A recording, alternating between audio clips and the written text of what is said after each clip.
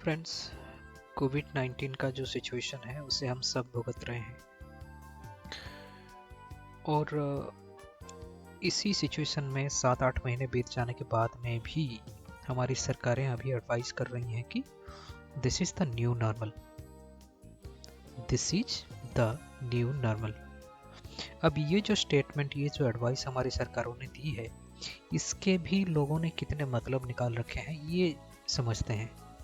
सरकार जब कहती है कि this is the new normal, उनका मतलब है कि जो हम प्रिकॉशंस ले रहे हैं, जो सोशल डिस्टेंसिंग मेंटेन कर रहे हैं, जो हाथ बार बार धो रहे हैं और जो भी और प्रिकॉशन ले रहे हैं, ये हमें लेते रहना पड़ेगा जब तक कोई परमानेंट सोल्यूशन नहीं आ जाती है।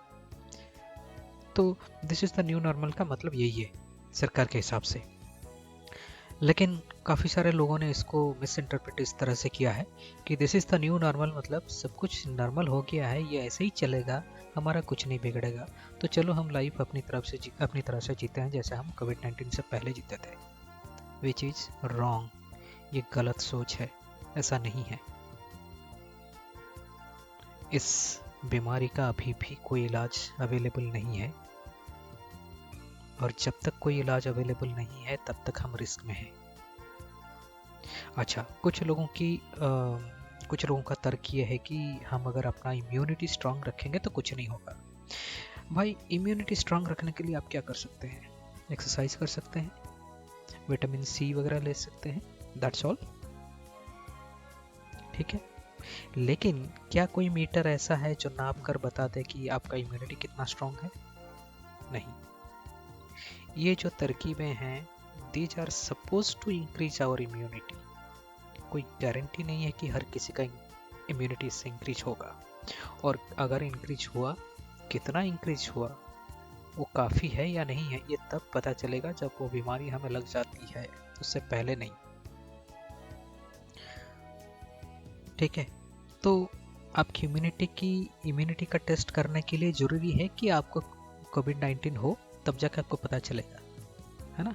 तो क्या ज़रूरी है कि हम आ बैल मुझे मार की सिचुएशन में जाएं, कोविड-19 को बुलाएं? नहीं, हम उससे दूर रहना हमारे लिए ज़्यादा फायदेमंद होगा। इसीलिए चलिए प्रिकॉशंस को मानते हैं, फॉलो करते हैं, सोशल डिस्टेंसिंग मेंटेन करते हैं, मास्क पहनते हैं, ठीक है। बाहर तो खैर जाना ही पड़ेगा, जब कुछ काम होगा तो तब तो जाना पड़ेगा, लेकिन अगर कोई काम नहीं है तो घर से बाहर ना जाएं। अगर जाना है, जा रहे हैं, तो आने के बाद क्या क्या करना चाहिए आपको, वो प्रिकॉशंस लें। देखिए, 10 लोग अगर सिगरेट पीते हैं तो ज़रूरी नहीं है कि 10 के 10 को कैंसर हो जाए। उनमें से शायद 2 को हो सकता है और 8 को नहीं भी हो सकता है किसी को भी ना हो। इसका मतलब ये नहीं कि हम सिगरेट पीना शुरू कर दें। दूसरी बात है, वो 2 और 8, इनमें कौन रहेगा, 2 में कौन रहेगा और 8 में कौन रहेगा, ये किसको पता है।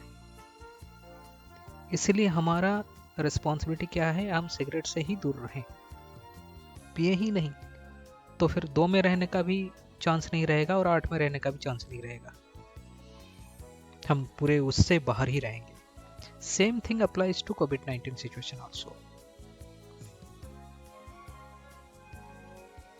तो मेरी बात माने, अपनी सुरक्षा करें, प्रोटेक्शन गाइडलाइंस को फॉलो करें, सोशल डिस्टेंसिंग मेंटेन करें और स्वस्थ रहें जब तक कोई परमानेंट सोल्यूशन नहीं आ जाता। धन्यवाद।